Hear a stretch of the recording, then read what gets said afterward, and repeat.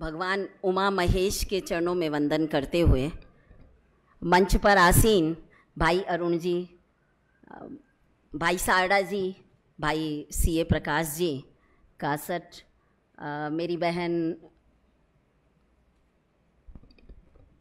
बहुत सारे भाई हुक्मी चंद जी और यहाँ उपस्थित जिनका सम्मान किया गया, ऐसे हमारे पूरे आदरणीय बंधुगण।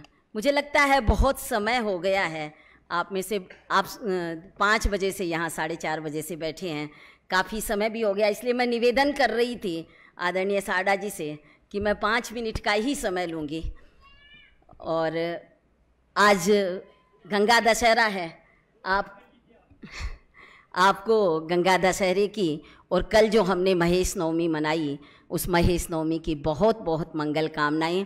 और एक बार जोरदार तालियां लातूर के समाज के लिए, जहां भाई कासट जी के नेतृत्व में, फूलचंद जी के नेतृत्व में, भाई गोविंद जी के नेतृत्व में, और यहाँ जो सारे हमारे युवा और बहन मंगल जी वगैरह सब बैठे हैं। जब सुनते हैं कि 5000 से ज़्यादा लोग आपके शोभा यात्रा में आते हैं तो कहीं ना कहीं गर्व महसूस होता है। आज मैंने दयानंद कॉलेज के वहाँ मुझे आदरणीय लक्ष्मी रमन जी ने बुलाया। गौरव की अनुभूति होती है कि हमारे अपने आदरणीय लाहौटी जी ने इतना बड़ा शिक्षण संस्थान खड़ा किया जहाँ 16,000 से ज़्यादा विद्यार्थी पढ़ रहे हैं और वो भी उच्च शिक्षा प्राप्त कर रहे हैं। तो आज इनके सानिध्य में जो यहाँ कार्य हो रहा है, हमने जिन्हें सम्मानित किया, 54 वर्ष के युवा अगर मैं कहूँ तो, हमारे सामने सत्यनारायण जी करवा बैठे हैं। इन लोगों को और जिन्हें हमने महेश भूषण पुरस्कार दिया, आदरणीय मुंदड़ा जी, मानधना जी, जो अपनी माँ को साथ में लेके आए। मुझे लगता है जिस तरह का आदरणीय सोनी जी, बहन लीला जी जो संस्कारों की शिक्षा देती है गीता परिवार के माध्यम से, तोसनीवाल जी, सोमानी जी, सोनी जी, इन सबको जब देखा, इनके बारे में सुना, तो मुझे लगा कि इतने समृद्ध, संस्कारों से समृद्ध इस लातूर सभा के लिए, सभा के हमारे सदस्यों के लिए, यहाँ के समाज के लिए, मुझे लगता है प्रेरणा देने लायक कुछ नहीं है। बल्कि मैं यहाँ से प्रेरणा लेके जाऊंगी कि किस तरह से समाज एकजुट होकर और किस तरह से सेवा के कार्यों को अंजाम किया जा रहा है। मैंने वो बहन गौरी ने सुंदर सी महेश वंदना प्रस्तुत की। मुझे लगा स्वयं गौरी अगर महेश की वंदना करेगी तो वंदना तो सुंदर होगी ही। यहाँ जो शानदार संचालन कर रहे हैं मेरे भाई गोपाल जी, बहन दीपाली, इतनी सुंदर शब्दों का संयोजन है। मुझे लगता है इनके लिए, इनके सामने मैं क्या बोलूं, लेकिन फिर भी कोशिश करती हूँ। एक छोटी सी ये जो मेरे बारे में रील बताई गई, मुझे लगता है ये उतनी बड़ी बात नहीं थी। ये आप लोगों का स्नेह है, परिवार का स्नेह है। और मैं हमेशा कहती हूँ, आपने उसमें डॉक्यूमेंट्री में देखा भी, हर मंच पे मैं कहती हूँ, या मेरी बहुत सारी बहनें उपस्थित हैं, कुछ युवा बेटियां भी उपस्थित हैं, मैं हर मंच में कहती हूँ, विवाह से पहले हम बहनें, विवाह से पहले अगर पिता की बात सुन लें, विवाह के बाद पति की बात सुन लें, तो जीवन में कहीं भी कोई भी समझौता करने की जरूरत नहीं है। मुझे अगर कोई कहे कि जो थोड़ी बहुत सफलता प्रभु की कृपा से मिली है उसके पीछे राज क्या है, तो निश्चित रूप से मेरे पिता, मेरे पति और उसके बाद मेरा पुत्र, ये लोग मेरे साथ हर वक्त, हर परिस्थिति में खड़े रहे। और जब सहयोग अपने परिवार का होता है, जब साथ अपने परिवार का होता है, तो फिर कितनी भी विकट परिस्थितियां आए, कहीं भी हमें झुकने की जरूरत नहीं पड़ेगी। यहाँ मैंने जब परिवारों के साथ सबको सम्मान के लिए आते देखा तो मेरे मन में विचार आया कि परिवार साथ हो तो क्या होता है। भाई की हंसी हमारी ताकत सवाई है।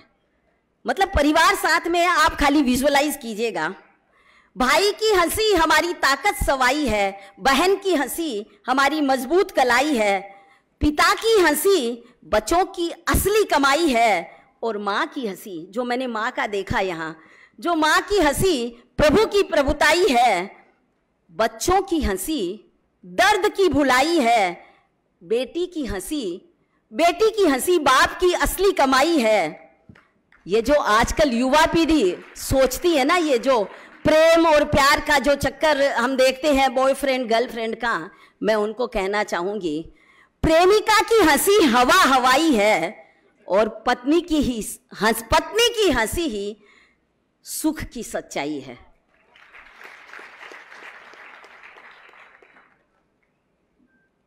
आज जिस तरह का हम चर्चा करते हैं, माहौल हमारे इर्द गिर्द है, हमारा समाज अभी भी हम कह सकते हैं बाय एंड लार्ज उतना प्रभाव समाज पे नहीं पड़ा है, लेकिन जब कहते हैं ना बयार चलती है तो कहीं ना कहीं लपेटे में सभी आते हैं।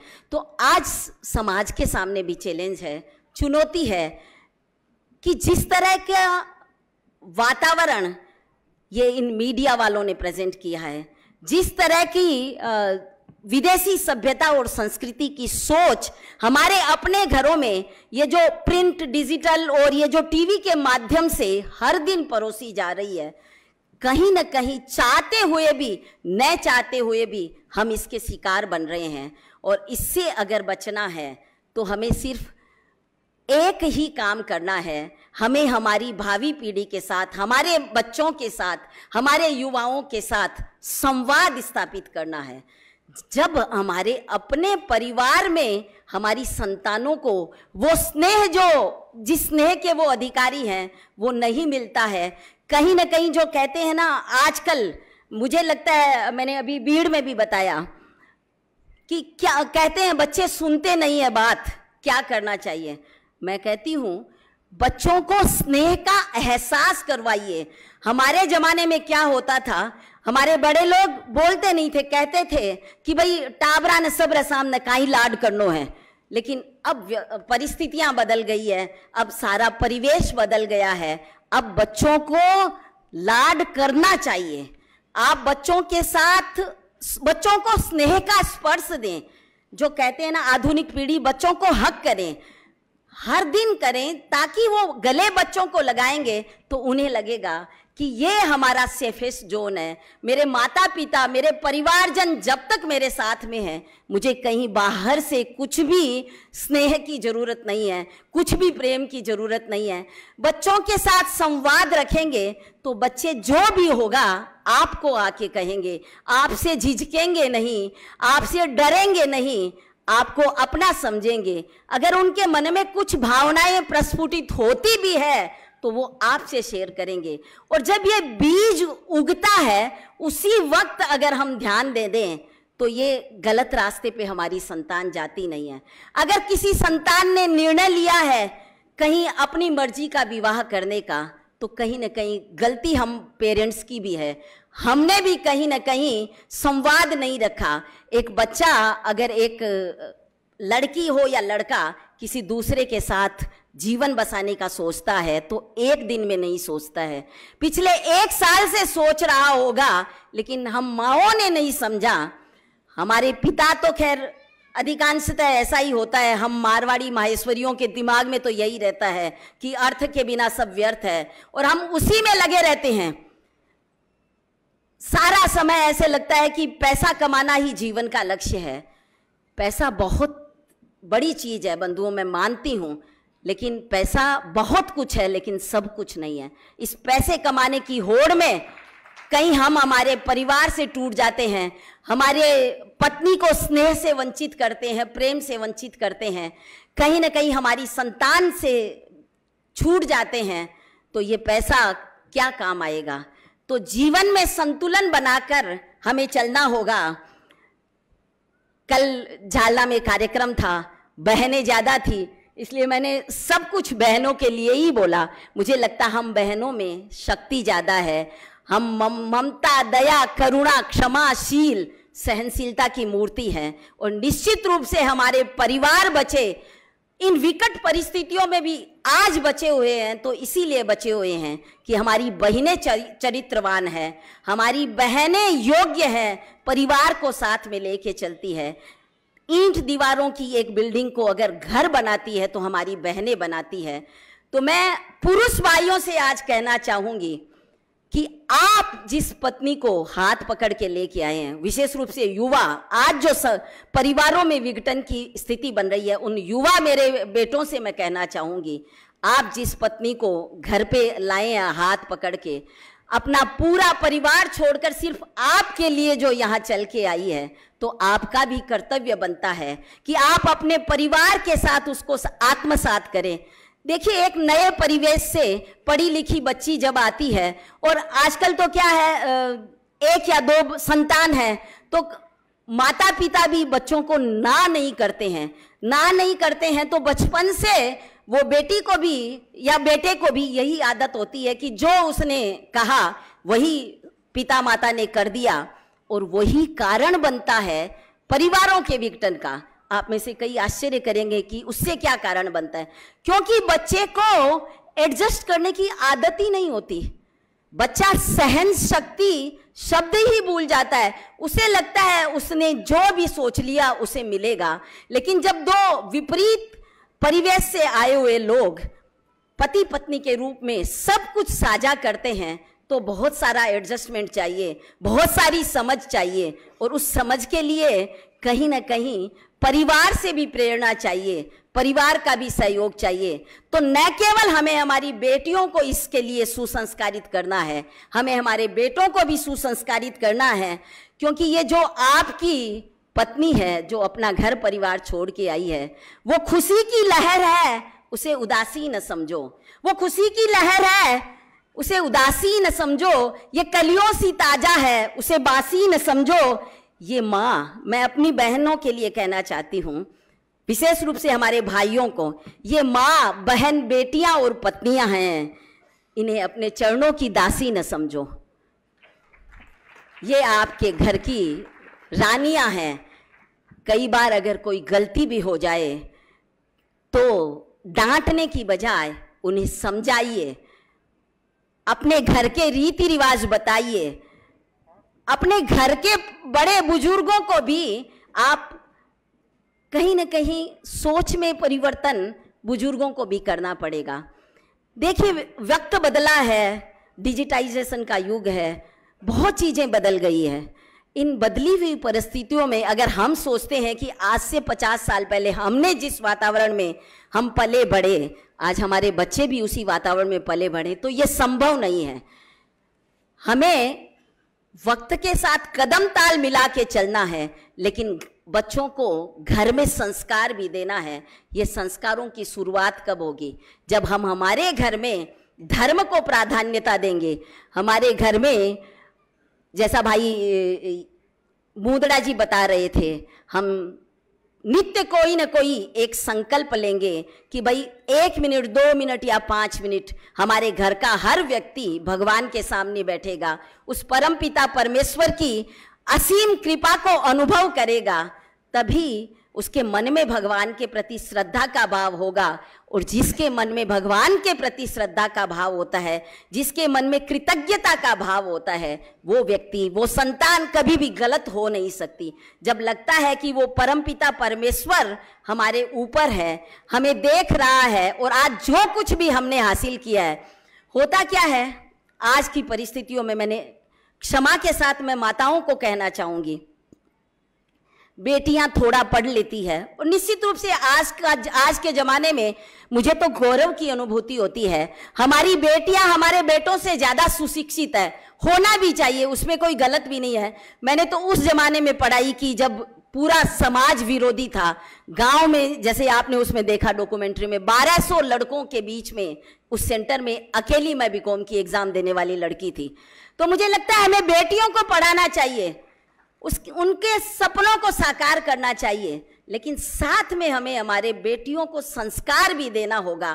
थोड़ा सा पढ़ क्या लिया, थोड़ी सी कमाई क्या कर ली, अगर हमारी सोच अगर 7वें आसमान पर है, हमारा अहंकार अगर 7वें आसमान पर है कि मैं लाख रुपया कमाती हूँ, मुझे किसी की ज़रूरत क्या है, अगर ये सोच है, तो मैं अपनी बेटियों से कहना चाहूँगी, बेटियों, उन रिश्तों को संभाल के रखना जिनके बिना गुजारा नहीं होता है।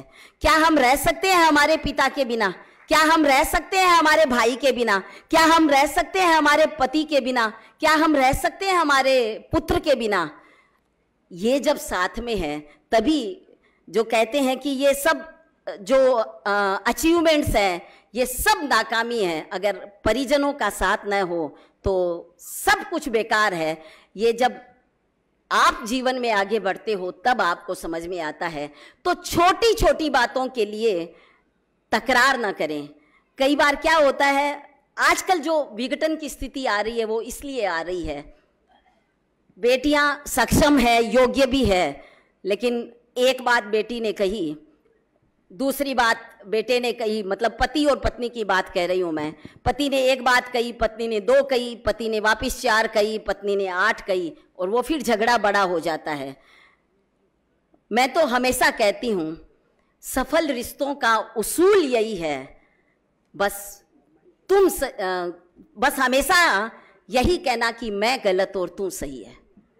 अगर जीवन में ये सोच लिया, पति हो या पत्नी, जिस टाइम जिस व्यक्ति को गुस्सा आ गया तुरंत रिएक्ट न करें, उस वक्त मान लें कि भाई मैं गलत हूं तू सही है। बाद में तो उसे समझ में आएगा ही जिसने गलती की है। अगर आप विनम्रता से चुप हो जाते हैं, बहस नहीं करते हैं, तो मैं आपको विश्वास दिलाती हूं 12 घंटे के अंदर अंदर उस व्यक्ति को समझ में आ जाएगा, भले ही पत्नी हो या पति, कि नहीं मैंने गलती तो की है। तो क्या बहस करने से ही गलती थोड़ी समझ में आती है? हमारा मौन, मूक रहना भी हमारी बहुत सारी बातें कह देता है। यहां मैंने मुंदड़ा जी का जीवन वृत्त देखा, इतना प्रेरणादायी है। ऐसे लगता है कि इन्होंने शून्य से शिखर का सफर तय किया है। अगर ये कर सकते हैं तो मैं यहाँ युवा पीढ़ी को कहूँगी आप सब भी कर सकते हैं। बस आपको मेहनत करनी है, आपको लगातार करनी है, आपको फोकस्ड रहना है, आपको निरंतरता रखनी है। आप हो सकता है आपको शुरुआती असफलता मिले, लेकिन उसे आप स्टेपिंग स्टोन समझिएगा। 1 बार, 2 बार, 4 बार, जितनी बार आप असफल हों, अगर आपने हिम्मत नहीं हारी है, अगर आप फिर से उठ के खड़े हो गए हैं, तो मान के चलिए अगला पड़ाव आपका सफलता का ही है। आपको कोई भी रोक नहीं सकता है। भगवान राम के जीवन चरित्र को जब हम देखते हैं तो कैसी विकट परिस्थितियों से भगवान गुजरे।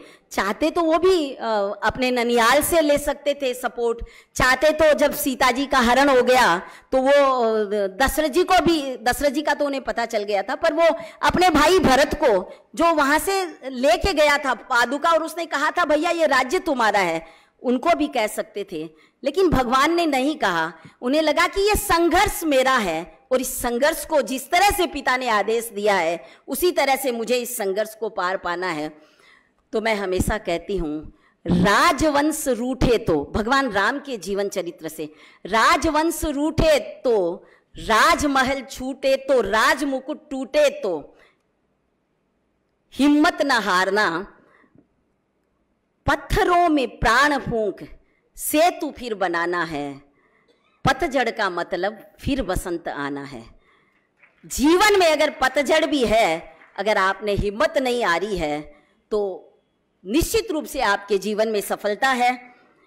बहुत सारे सेवा कार्य जिनको सम्मानित किया गया है, भाई तोषनी संतोष जी को और इन सब गणमान्य व्यक्तियों को, उनसे मैं यही प्रेरणा लेके जा रही हूँ कि बने सहारा बेसहारों के लिए, बने किनारा बेकिनारों के लिए, खुद के लिए जिए तो क्या जिए तो ऐसे जिए हजारों के लिए। विशेष रूप से भाई मुंदड़ा जी का मुझे जब मैं जीवन वृत्त देख रही थी तो उन्होंने जो बाई काकाजी उद्योग स्थापित किया है, मन भाई साहब बाग हो गया उसे देखकर, उसे सुनकर। छोटी छोटी बातें होती हैं लेकिन जीवन में बहुत प्रेरणादायी होती है। इसी तरह के हमारे ये जो सारे सेवाभावी लोग बैठे हैं, इनके सबके जीवन आदर्शमय है। बस हमें करना यही है कि हम हर जगह से एक एक मोती उठा लें। आप सब योग्य हैं, आप सब सक्षम हैं, आप सब बहुत कुछ कर सकते हैं, कर रहे हैं। तो आप सबके लिए बहुत बहुत शुभकामनाएं। आप लोगों के जीवन में सफलता आपके चरण चूमे, यही मेरी मंगल कामनाएं। काफ़ी समय हो गया है, इसलिए आप लोगों का ज़्यादा समय न लेकर बस यही कहूँगी कि आप सब लोग जिस तरह परिवार की तरह, पूरा लातूर का समाज जिस तरह एकजुट होकर रहता है, मैं सुबह से देख रही हूँ। इतना अच्छा लगा आप लोगों के बीच में आकर। एक नई ऊर्जा, एक नई सोच, एक नई प्रेरणा लेकर यहाँ से जा रही हूँ। आप सबको बहुत बहुत मंगल कामनाएं। धन्यवाद। जय महेश।